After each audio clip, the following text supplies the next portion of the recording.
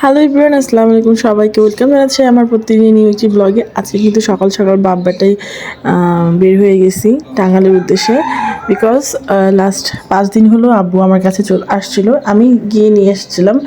তো বাবা যেহেতু একটু গ্রামে থাকে, তো বাবার একদমই শহরের এনভায়রনমেন্ট খুব একটা মানে আবদ্ধ আবদ্ধ লাগে বলে বাবা বলতেছে ঠিক আছে 5 দিনই এনাফ, এবার আমাকে দিয়ে আসো, আবার নুরাজ বাবুর পরীক্ষা শেষ হলে আবার নিয়ে আসো।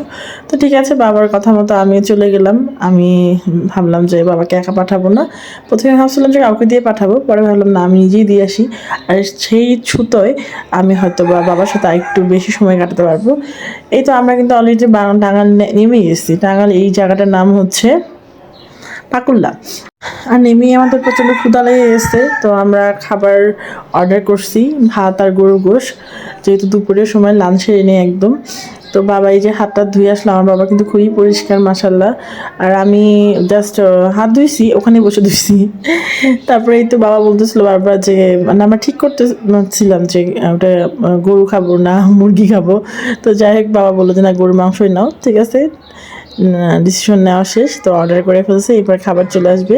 তো খাবার খেতে খেতে আমরা বলতেছিলাম যে বাবা তুমি আর কয়েকদিন থেকে গেলে কি হতো, কিন্তু আব্বু বলতেছিল না আমার মা, আমার মন ছুটে গেছে, আমি চলে যাই, এবার আবার আসবো তোমার সাথে নেক্সট মাসে। আমি বললাম আচ্ছা ঠিক আছে, কথা যেন ঠিক থাকে। আমি আর নুরাজ দুজনেই প্রমিস করাইছি। তো যাই হোক, এরপরে হচ্ছে আব্বুকে উঠিয়ে দিয়ে আমি চলে আসলাম আমি আমার বাসার উদ্দেশ্যে।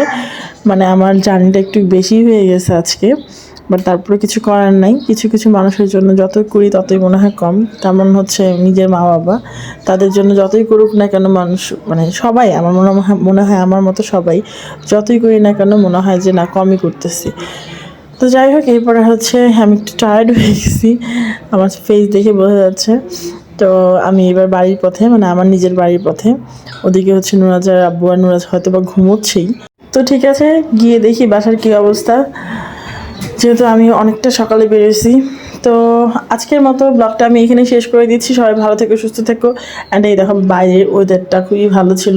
আর অনেকদিন পরে আমি এখন একা একা জার্নি করতেছি, বেশ মানে বড় বড় লাগতেছে নিজেকে, যদিও অনেক বড় হয়ে গেছি তারপরে।